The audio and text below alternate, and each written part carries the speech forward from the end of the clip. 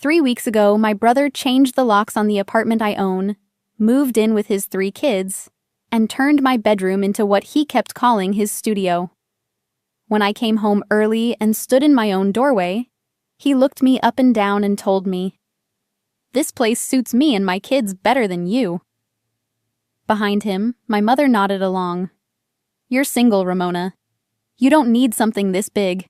I didn't argue. I didn't beg to be let into my own home. I just picked up the one box they'd shoved onto the balcony, and I walked back to the elevator. What neither of them understood, standing there so sure of themselves, was exactly whose building they were standing in.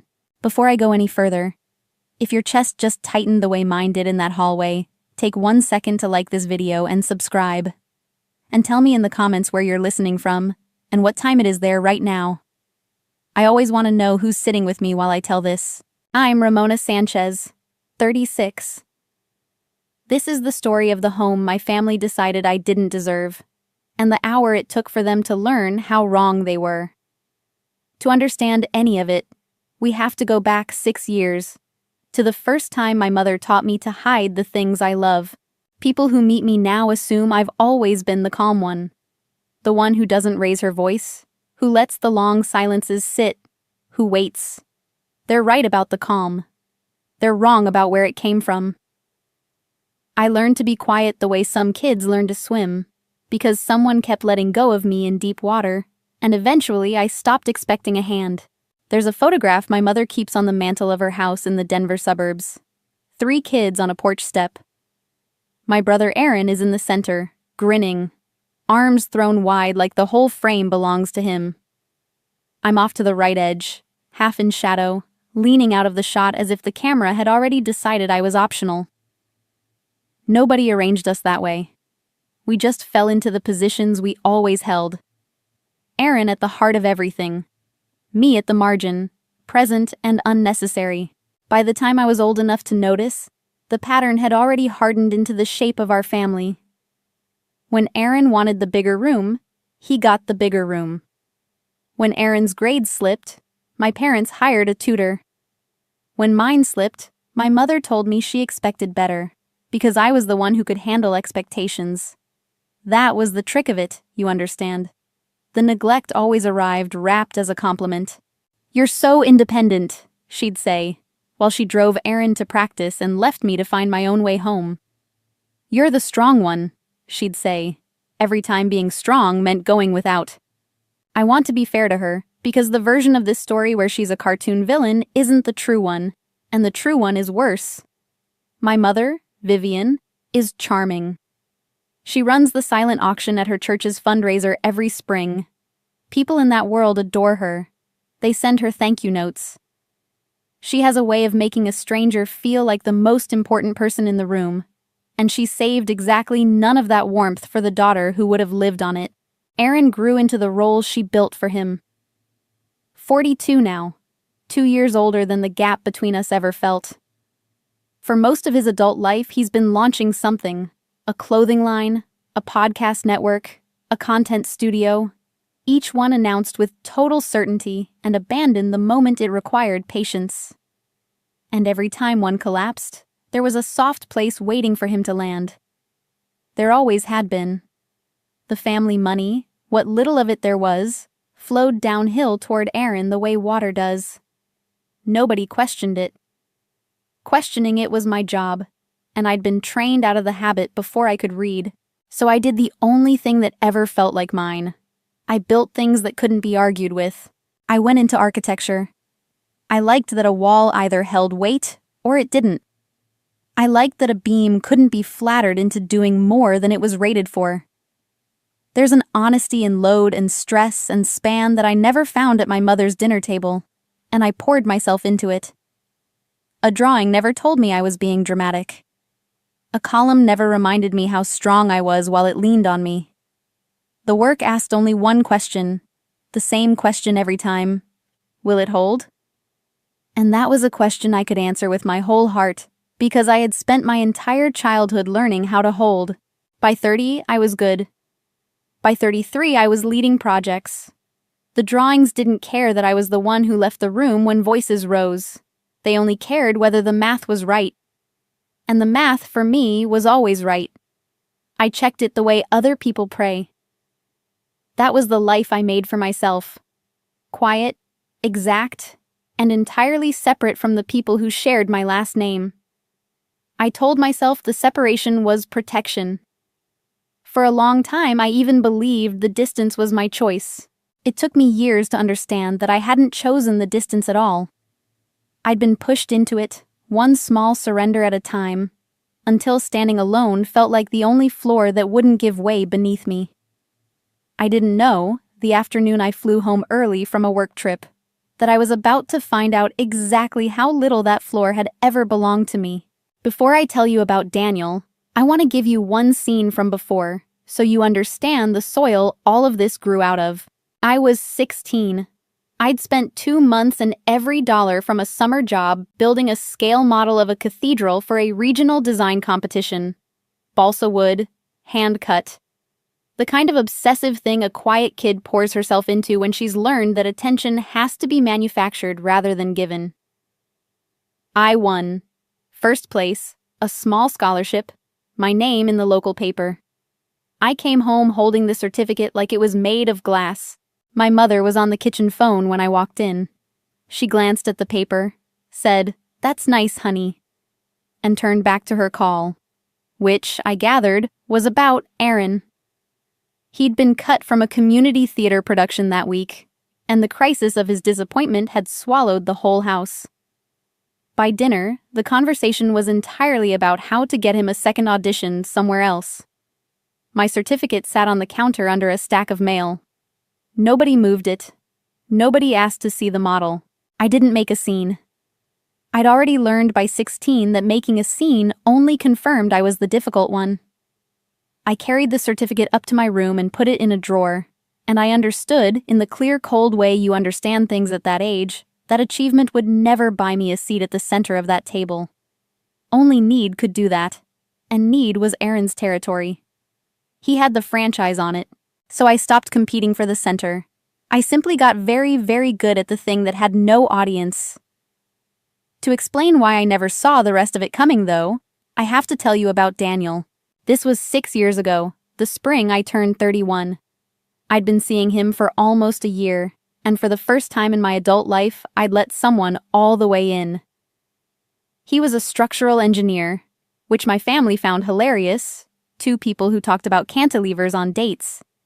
And he was kind in the unhurried way that made me feel like I didn't have to earn the next minute of his attention. With Daniel, I wasn't the strong one, or the independent one, or the optional one. I was just a person someone was glad to be near. I made the mistake of bringing him home. I can still see the dinner. My mother in her good cardigan, the one she wore when she wanted to perform graciousness. She asked Daniel the right questions and laughed at the right moments. And I remember sitting there thinking, foolishly, that maybe this was the year the margin and the center would finally meet. Then, over coffee, she set down her cup and said the thing that ended it. Not to me. To him. "You seem lovely, Daniel. I just hope you understand what you're taking on. Ramona has always needed a great deal of looking after. More than she lets on." It was a lie so smooth that even I almost believed it. I, who needed less looking after than anyone in that house. I, who'd been raising myself since grade school. She turned my self-sufficiency inside out and handed him a portrait of a burden. And she did it with such warmth that Daniel didn't even register the knife, but the words went in. Over the following weeks, she found a dozen more like them, small, deniable, each one another grain of sand in the gears. She'd call me when she knew he was over, manufacturing little crises that needed the strong one to manage. She told him, casually, that I'd always struggled to commit, that my last relationship had ended badly. Things that were either untrue or twisted just past recognition. I watched a good man slowly start to look at me the way she wanted him to. With concern instead of joy. With caution. He ended it gently, the way decent people do, and I never told him the truth, because by then I'd absorbed the most useful lesson my mother ever taught me, even though she never meant to teach it. If you let her see what you love, she will find a way to take it. I didn't cry in front of her when it ended. I drove to a parking structure I'd helped design, sat on the top level where the city opened up below me, and stayed there until the lights came on. Somewhere in those hours, I made a decision that organized the next 6 years of my life. I would still love. I would still build a life with someone, someday, if I was lucky.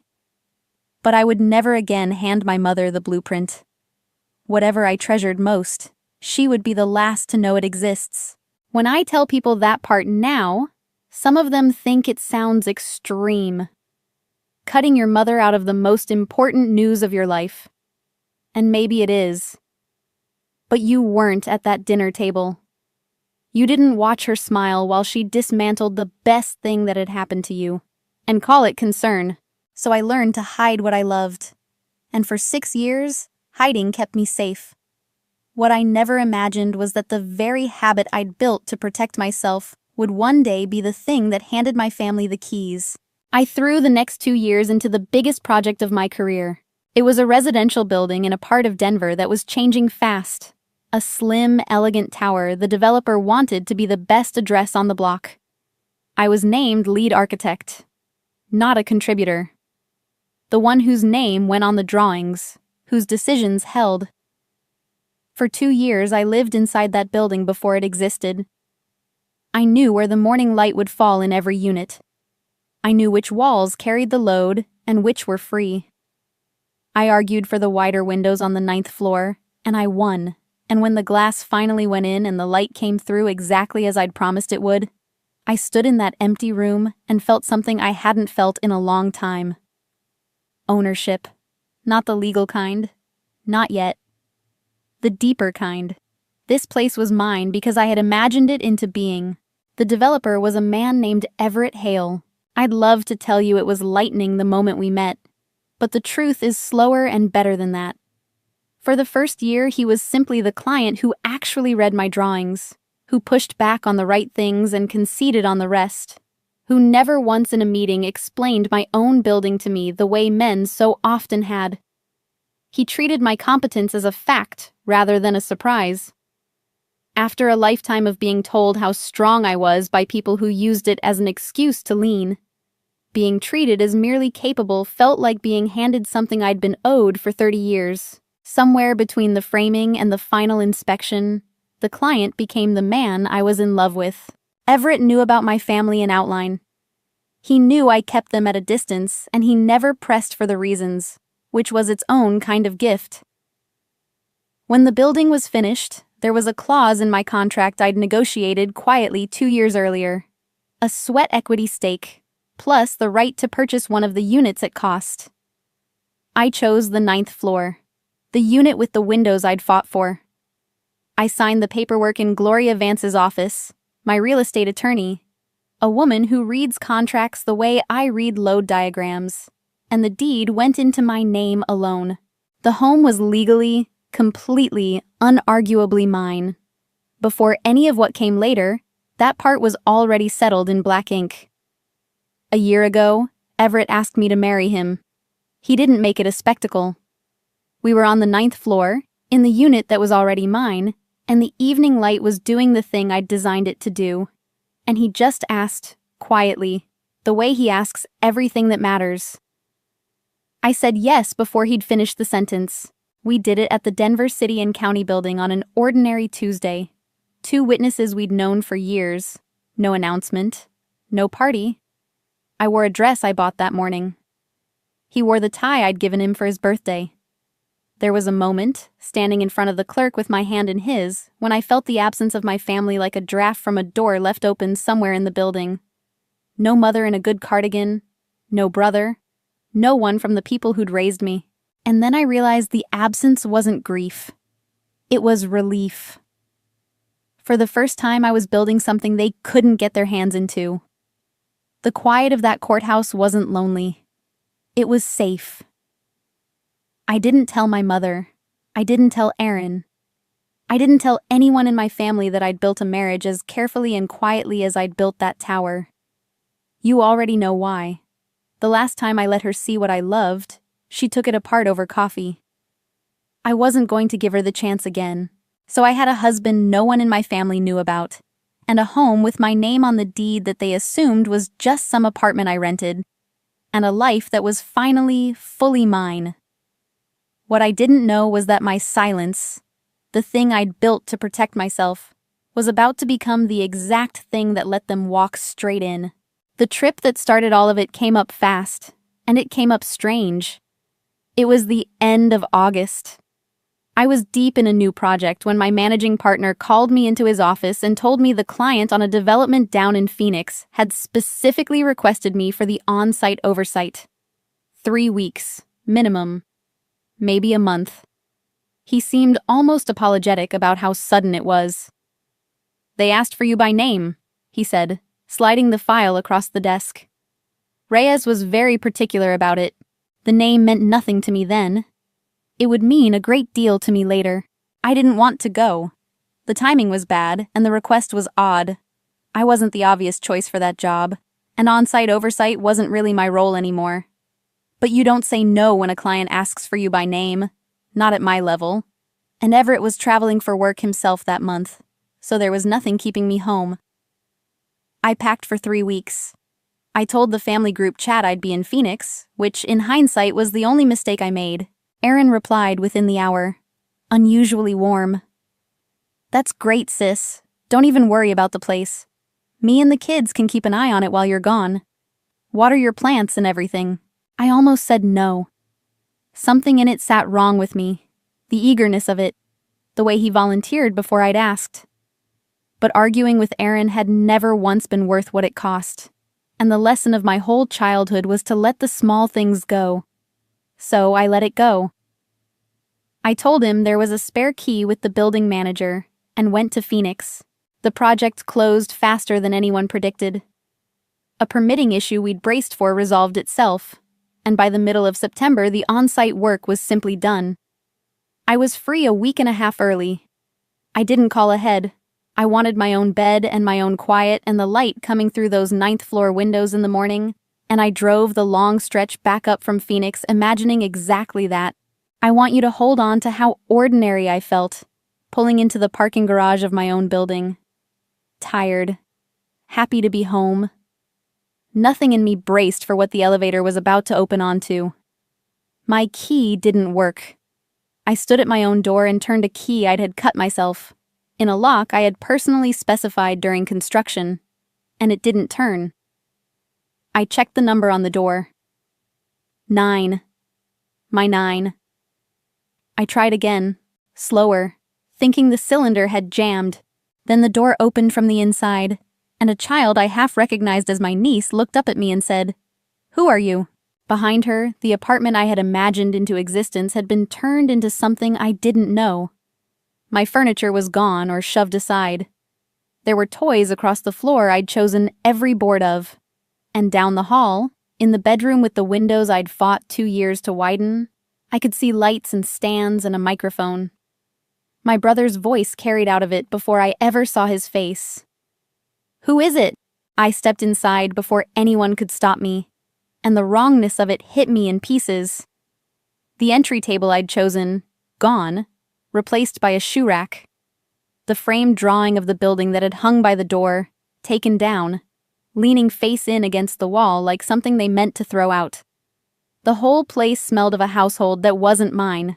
Fast food, kids' shampoo, the particular staleness of too many people in a space designed for quiet.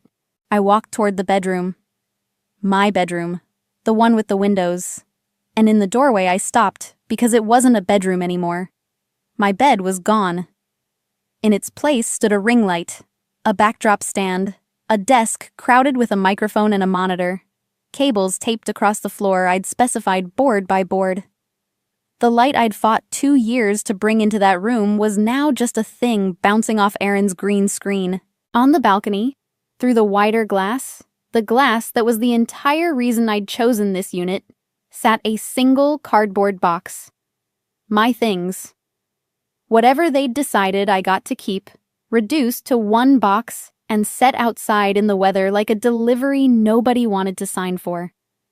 He came down the hall wiping his hands on a towel, And when he saw me standing in the doorway of my own home, he didn't even have the grace to look ashamed.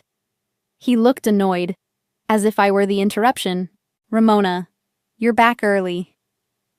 My mother stepped out of the kitchen behind him. She'd been here. She'd been part of this. And the way neither of them flinched told me, before a single word of it was said, that this hadn't been an accident at all.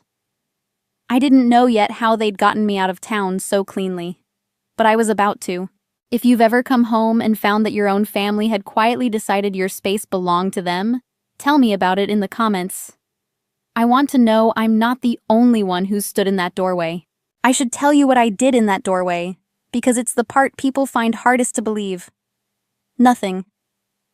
I did nothing. Every instinct I'd spent 6 years building took over. I didn't shout that they were standing in my home. I didn't demand to know who'd let them change the locks. The strong one, the calm one, the optional one in the corner of the photograph. She knew, the way an animal knows weather, that this was a trap dressed as a confrontation, and that the worst thing I could do was give them the scene they were braced for. So when Aaron told me the place suited him and the kids better than me, and my mother added that I was single and didn't need something this big, I let the words land, and I didn't pick them up. I lifted the single box of my things they'd left out on the balcony, and I went back down to the parking garage, and I sat in my car with my hands on the wheel. Then I started making calls. Not angry ones. Careful ones. The first was to a colleague back at the firm, a project manager named Teresa who'd been in the room when the Phoenix assignment came down. I asked her, as casually as I could manage, how that request had actually come in. Who'd pushed for me? She was quiet for a second too long. "You don't know?" she said. "It came through a referral. Someone who knew your mother, I think. Reyes mentioned her by name when he called. Said she'd recommended you personally. We all assumed you'd set it up yourself, as a favor to her contact." I thanked her and hung up and sat very still. My mother. My mother had reached into my career, through some old acquaintance, and arranged the exact opening her son needed. 3 weeks of an empty apartment, with the owner conveniently shipped to another state, while Aaron moved his whole life into mine and built enough of a footprint to make leaving complicated. It was the kind of plan that only works if everyone underestimates you. And they had. They'd been underestimating me my entire life. I should have driven away. I had what I needed in a sense. I knew the shape of it now. But I wanted to be sure, and certainty in my world means evidence. I went back up. Not to the apartment, to the building's lobby, where I knew Curtis kept his small office behind the mailroom. Curtis Reed has managed this building since the day it opened, and he and I have a particular relationship, because I'm the person who designed the systems he maintains. When I walked in, he stood up so fast he knocked his coffee. He'd been carrying something for 2 weeks. I could see it on him. "Ms. Sanchez, I am so glad you're back. I didn't know what to do." The story came out of him in a rush. A man had shown up in late August with a woman who introduced herself as the owner's mother, and a locksmith already in tow. They'd had a key, the spare I'd left for emergencies. The woman had been warm and certain and a little impatient, the way people are when they expect not to be questioned. And she'd told Curtis that her daughter had agreed to let family stay during a long absence, and that the locks were being updated for the children's safety. Curtis had felt uneasy, but she had the key, and she had the unit number, and she had that particular confidence, and he hadn't wanted to make trouble for a resident's family. "There's something else," he said. He pulled up the lobby and elevator camera footage on his monitor. And there it was, time-stamped in late August. My mother, walking my brother and a locksmith to the elevator, gesturing up toward the 9th floor like a woman showing off a house she meant to own. "I kept all of it," Curtis said. "I don't know why. It just felt like something somebody would want." I looked at that footage for a long moment. "You were right to keep it," I told him. "I'm going to need a copy. And Curtis, I'm going to need you to not mention to anyone upstairs that I've been down here." He nodded like a man who'd been waiting 2 weeks for someone to take the weight off him. While he burned the footage to a drive, I asked him to pull the management system's work order log. Every lock change in the building has to be requested through his office. It's a system I designed the protocol for myself, back when the building was just lines on a screen. We scrolled through August together. There was no authorized rekey request for the 9th floor. Nothing. Whatever locksmith my mother had walked through that lobby, he'd done the work off the books, on her say-so, on the strength of a key she had no right to copy, and a confidence she had no right to feel. So, technically, Curtis said slowly, the lock on your own door right now is unauthorized. Technically, I said, the lock on my own door is the least of what they did. He printed the log anyway. I was learning, the way I learn anything, by collecting the load-bearing facts one at a time. The deed, the footage, the empty work order field. Each one was a beam. I was assembling the frame of something, and I wanted it to hold under any weight they tried to put on it. I had the how now. The referral my mother arranged. The key she used. The locksmith she walked through my own lobby. But I still didn't have the thing that turns a family betrayal into something that can't be talked away. I didn't have them saying it themselves, in their own words. That came an hour later, and it came by accident. I was crossing the lobby toward the doors when one of Aaron's kids barreled out of the elevator, the older boy, maybe 10, clutching a phone that was clearly his father's. He'd been sent down to wait for a food delivery, and he was bored, and he dropped the phone on the marble and it skidded to a stop against my foot.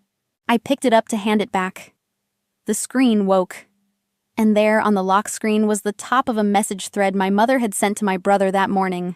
The preview text sitting in plain sight before I'd done anything but look down. Don't let her rattle you. 3 weeks was all we needed, and we got it. Possession is most of it now. She's too soft to actually fight her own family. The boy took the phone back and ran off after the delivery, and I stood in the lobby of the building I'd designed, holding nothing, having read everything. She's too soft to actually fight her own family. For 6 years, I'd let that softness be the truest thing about me. It had cost me Daniel. It had cost me 100 smaller things. The room I didn't ask for. The certificate nobody looked at. The dinners I sat through at the edge of the frame. And my mother had built her entire plan on the certainty that it would cost me this, too. She'd read me my whole life. And she'd read me correctly. And she'd been so confident in the reading that she'd put it in writing. Here's what she got wrong, though, and what took me 37 years to understand standing in that lobby. Softness and surrender are not the same thing. I had spent my life being gentle because cruelty was never who I wanted to be, not because I couldn't hold a line. She'd mistaken the first for the second. Everyone always had. I didn't feel the rage you might expect. What I felt was clarity, cold and complete. The kind I usually only feel standing in front of a clean set of drawings. The load path was finally visible. I could see exactly where this thing had been engineered to fail, and I could see, just as clearly, where to put the support that would make it hold instead. I walked out to my car. I took out my phone, and I called my husband. Everett picked up on the second ring, 3 time zones away on a job site, and the first thing he heard was my voice doing something it almost never did, which was shaking. I told him all of it. The locks, the studio in our bedroom, Aaron's line about the place suiting him better, my mother in the kitchen, the referral she'd arranged, Curtis's footage, the message on the boy's phone. I laid it out the way I'd lay out a structural failure. Not the emotion of it first, but the sequence, the load path, where exactly the thing had been engineered to break. He was quiet until I finished. Everett's silences have shape. You learn to read them. This one wasn't shock. It was a man deciding something. Okay, he said finally. I'm going to ask you a question, and I want you to actually think before you answer it. Okay. Do you want me to handle this, or do you want to handle this? I knew what he was offering. Everett could end it with a few phone calls. He owns the company that developed the building. He has the lawyers and the standing and the kind of weight that makes problems quietly disappear. He could ride in, and my brother and mother would be gone by morning. And I would be the woman whose powerful husband rescued her from her own family. And some part of me, the tired part, wanted exactly that. But I thought about the photograph on my mother's mantel. Me at the edge of the frame, leaning out, optional. I thought about every time someone stronger had stepped in front of me, not to protect me, but because they assumed I couldn't stand on my own. My mother had bet her whole plan on my softness. If Everett solved this, she'd never have to look at how wrong she was. She'd just tell herself I'd been bailed out, the way Aaron always was. The story in her head would survive. I didn't want to survive her story. I wanted to end it. For most of my life, I'd let other people write the version of me that got told at dinner tables. The strong one, the difficult one, the one who'd land on her feet so nobody had to worry about whether she did. If I let Everett ride in and fix this, I'd be handing my mother one last chapter for that story. Poor Ramona, in over her head again, saved by a man. She'd believe it because she needed to.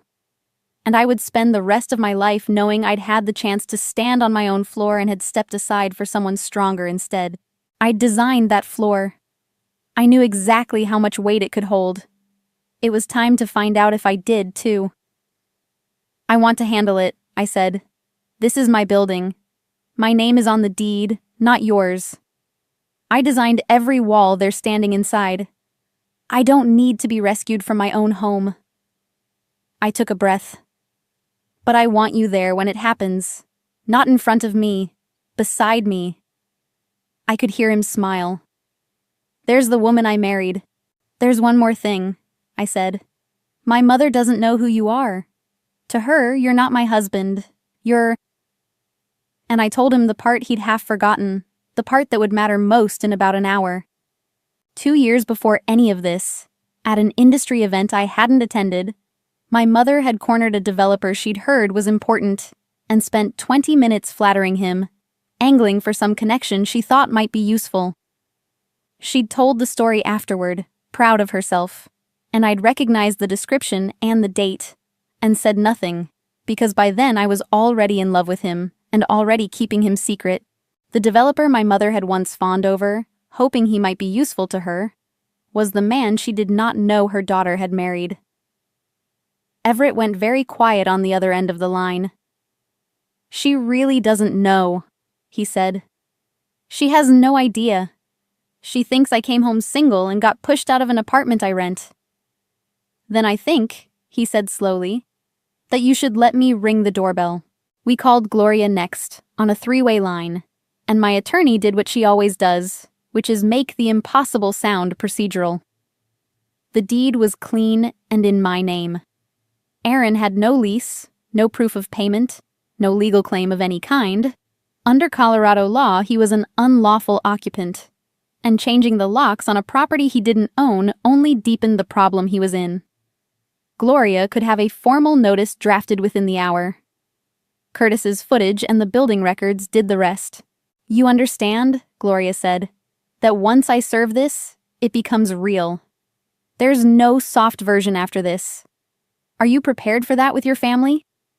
I looked up at the 9th floor through my windshield, at the windows I'd fought for, lit from inside by people who thought I'd already gone. I've been preparing for this my whole life, I said. I just didn't know it until today. The plan was simple, which is how I knew it was right. No screaming match, no begging. Gloria and Everett would come to the building. Curtis would meet us with the records. And then I would knock on my own door, in front of witnesses, and let my family say everything they believed out loud one more time. Before they understood who was standing behind me. What none of them knew, settling into my apartment for what they thought was a long stay, was that the clock had already started. In 1 hour, the doorbell of the home they'd stolen was going to ring, and the woman they'd bet would never fight was going to be the one who'd planned every second of what came next. I spent that hour in Curtis's office, and I want to be honest about what was hard, because it wasn't the part you'd think. Confronting Aaron didn't frighten me. facing my mother didn't either. What sat heavy in my chest, while Gloria emailed documents and Everett drove in from the airport, was the 3 children upstairs. They hadn't done anything. The older boy who'd dropped the phone, the niece who'd asked who I was at the door, the youngest I'd barely seen, they were just kids who'd been moved into a nice apartment by a father who told them it was theirs now. Whatever happened in the next hour would happen partly in front of them, and there was no version where that was clean. I made Gloria promise me something.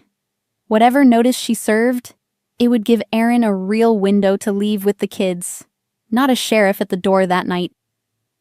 I wasn't going to win this by frightening children to make a point to their father.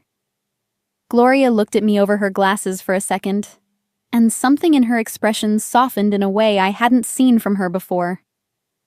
Most people in your position want it to hurt as much as possible, she said. You're thinking about the kids' bedrooms. Somebody in this family has to, I said, and that was the thing that kept catching in me. Sitting in that small office while the documents printed, I knew exactly what it felt like to be a child in a house where the adults were fighting over what you were worth. I'd grown up at the edge of that frame. The difference was that no one had ever once stepped between me and the cold of it. If I did this wrong, if I let it become a scene, a screaming match, a memory those 3 kids would carry, I'd just be passing the same wound down a generation with my name on it this time. So I decided the opposite.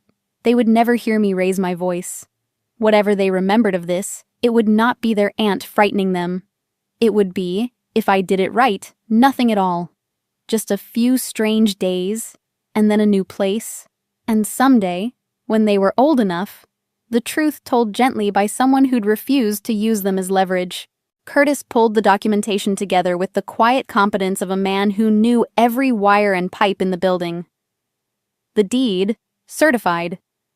The construction records showing the lock specifications I'd personally signed off on. The work order trail proving no authorized rekeying had ever been requested through management.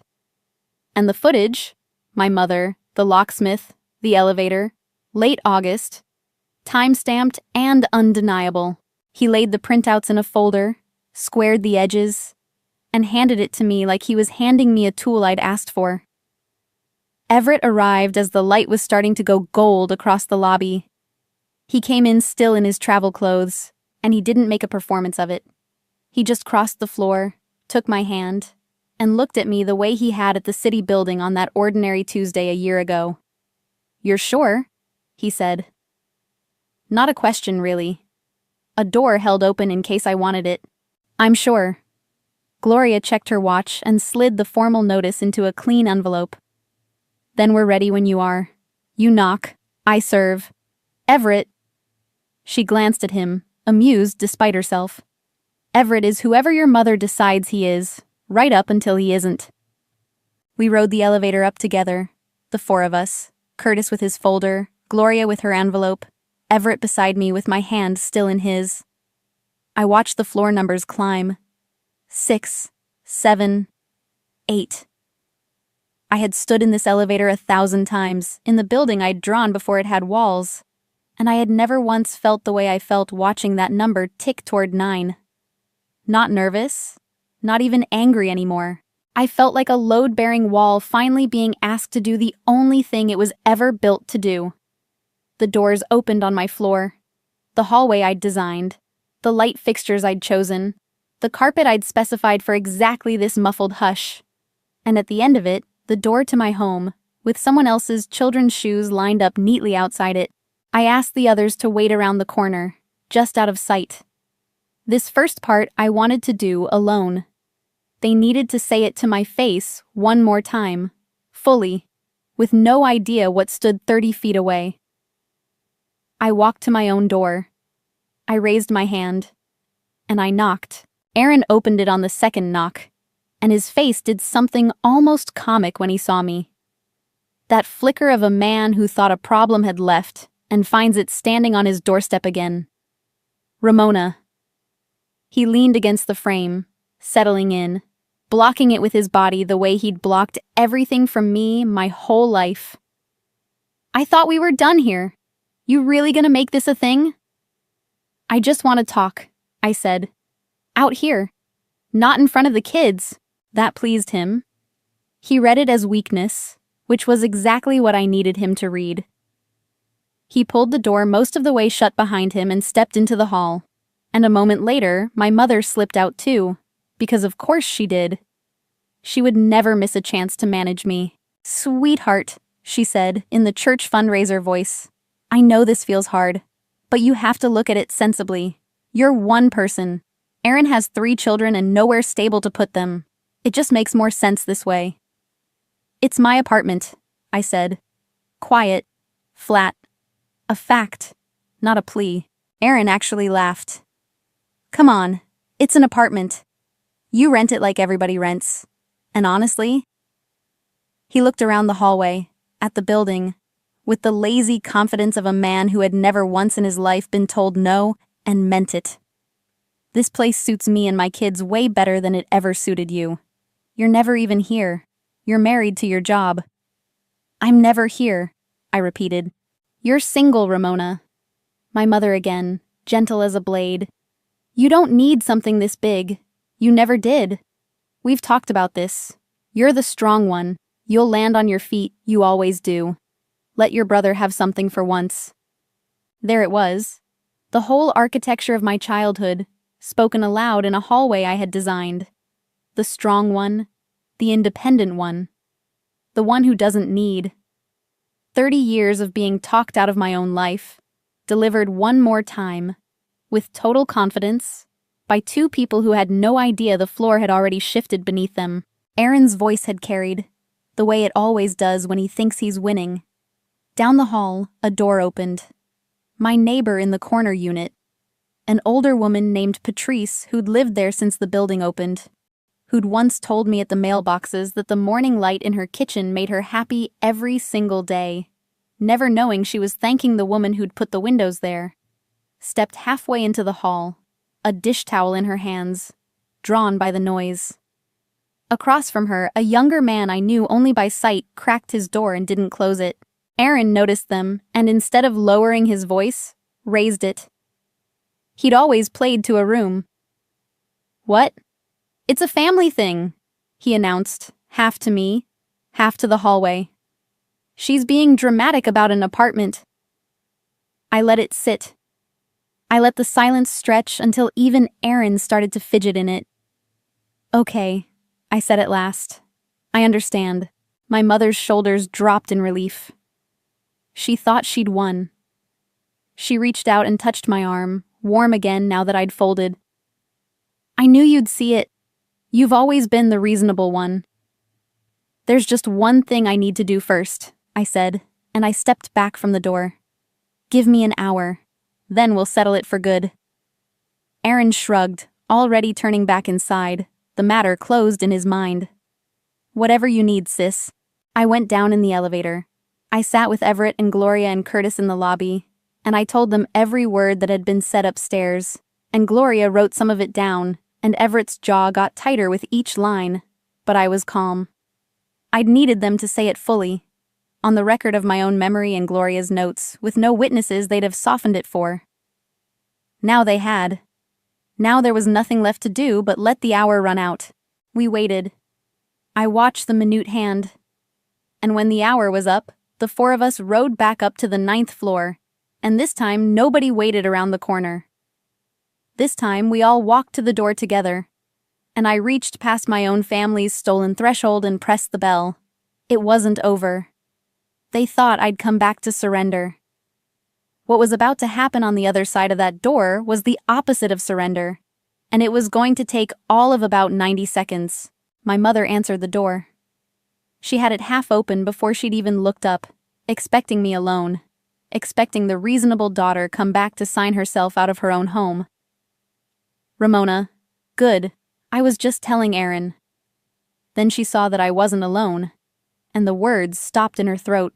What she also couldn't have planned for was that the hour we'd let run out had done something else, too. Aaron's performance in the hallway earlier hadn't gone unnoticed. Patrice was still in her doorway down the hall, and the young man across the way, and now a third neighbor had come out to see what the commotion was. 3 people from a building full of residents who knew exactly one thing, which was that the calm woman from the 9th floor had something to do with the place itself. They didn't crowd in. They simply stood in their open doorways and watched, the way people do when they sense something is about to be settled. So whatever happened next would not happen privately.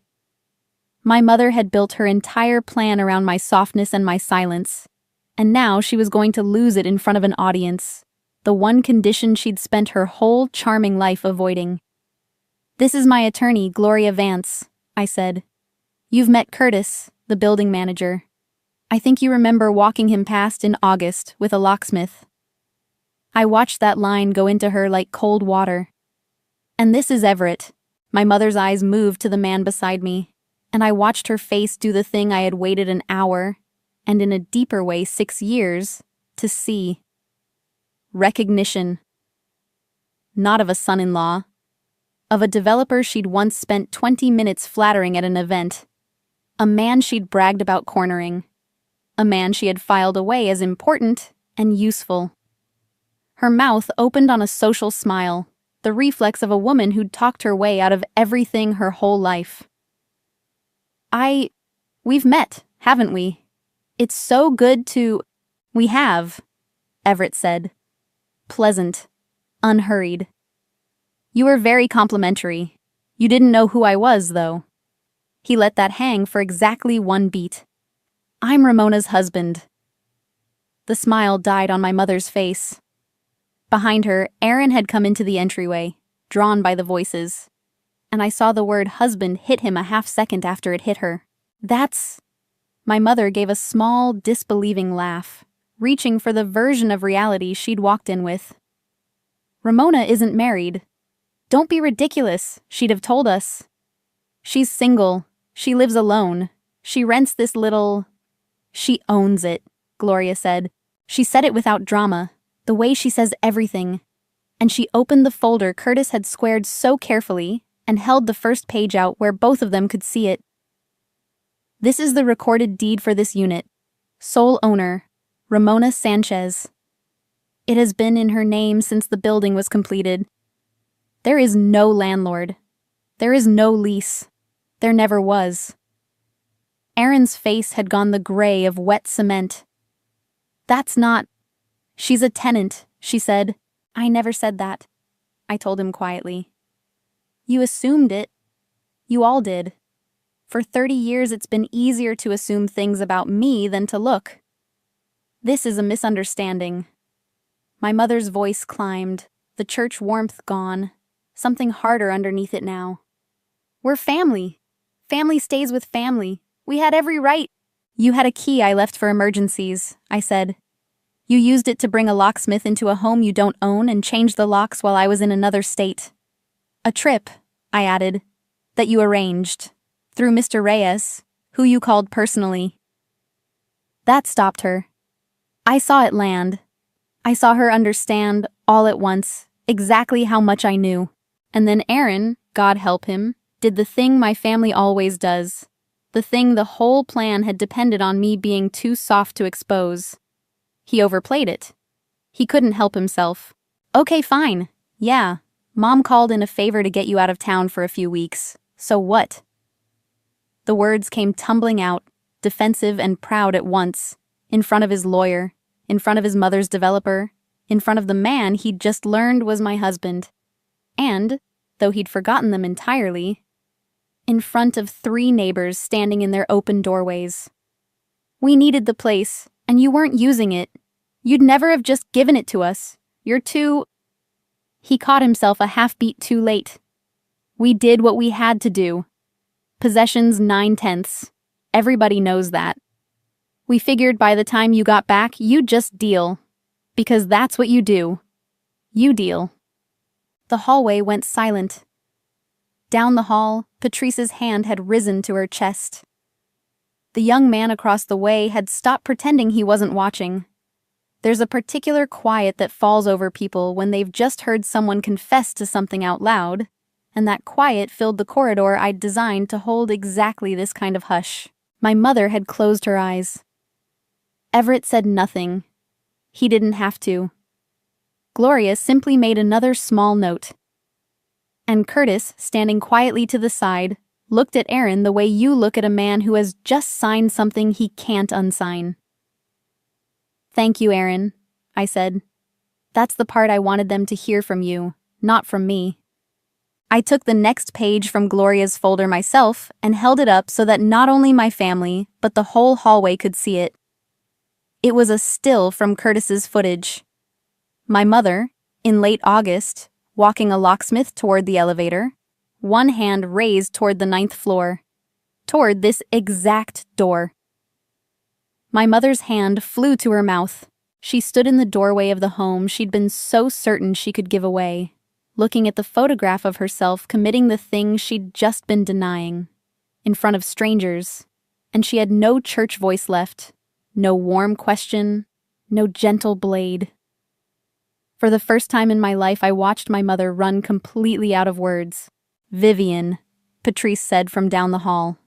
They'd met once, at some building function my mother had attended as my supposed guest.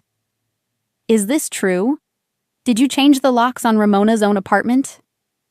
My mother turned toward her, and for a second the instinct to charm flickered up, the reflex to explain, to soften, to win the room. But there was no room left to win. Everyone in that hallway had heard Aaron say it himself. The charm had nowhere to land. "You have until the end of the week to remove yourselves and your belongings," Gloria said, sliding the envelope into Aaron's numb hand. "This is formal notice. The deadline is generous. And it is generous specifically because Ms. Sanchez asked me to give your children time to be moved without a sheriff present. I advised against it. She insisted. If you've made it all the way here with me, take one breath before I tell you the rest. Because walking away from people who only ever wanted you smaller isn't weakness, whatever they trained you to believe. Sometimes it's the loudest thing you will ever do. Tell me, when you're ready, about the line you finally drew." They were gone in 4 days. There was no scene at the end, no sheriff, no shouting in the hall. Just my brother and his children carrying boxes back down in the elevator I'd designed, past the lobby where Curtis held the door without a word. Aaron didn't look at me. My mother sent one long message that started as an apology and curved by the 3rd paragraph back into all the old shapes. That I'd embarrassed the family, that a real daughter would have just talked it out, that I'd always been so hard. I read it once. I didn't answer it. Some doors you close just by no longer standing in them. People ask me, when they hear this, whether I miss her. The honest answer is that I miss someone who never actually existed. The mother I kept inventing every year. The one who might finally see the model I'd built and ask about it. You can grieve a person who is still alive. You can grieve the version of them you spent 30 years waiting for. What I don't miss is the work of it. The constant managing, the bracing before every visit, the small bargains I made with myself about how little was acceptable to receive. Walking away didn't feel like losing a mother. It felt like setting down a weight I'd been told my whole life was just the price of being loved. I never pressed charges, though Gloria told me I could have. I didn't need my mother punished. I needed her gone from the center of my life, where she'd installed herself by convincing me I belonged at the edge. No contact wasn't revenge. It was simply the first room I ever built that she wasn't allowed to walk into uninvited. There was one thing I did quietly that neither of them knows about to this day. The 3 kids hadn't chosen any of it. So I called Gloria one more time and set up a small education fund, modest but real, in each of their names. Money my brother can't touch, and my mother can't spin, waiting for them when they're old enough to decide who they want to be apart from the people who raised them. It's the one part of my family I refuse to let the rest of it poison. They were at the edge of the frame too, the way I always was. I wanted them to know, someday, that there'd been someone keeping a place for them all along. Everett and I still live on the 9th floor, in the home I drew before it had walls, with the windows I fought 2 years to widen. In the mornings, the light comes through exactly the way I promised it would. All those years ago, standing in an empty room that already belonged to me. Patrice waves to me at the mailboxes. She still doesn't know I designed her kitchen. I've decided I'll never tell her. Some things you build just for the pleasure of someone else being happy inside them, never knowing your name was on the drawing. My mother was right about one thing, in the end, though not the way she meant it. I don't need something this big. I never needed the square footage, or to win, or to make anyone sorry. I only ever needed one room in the whole world where no one had the standing to tell me I should make myself smaller, or quieter, or absent. One place that was undeniably, on paper and in light, my own. It turns out I'd been building it the entire time.